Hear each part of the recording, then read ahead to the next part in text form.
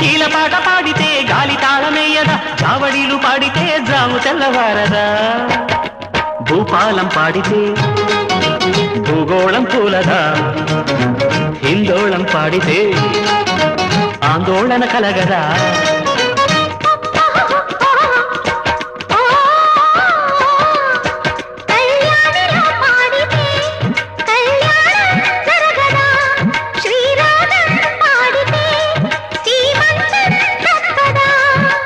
గుణకరాళ్ళకేమి తెలుసు చిలక పలుకులు, ఈ గార్ధబాలకేమి తెలుసు గాంధర్వ గానాలు.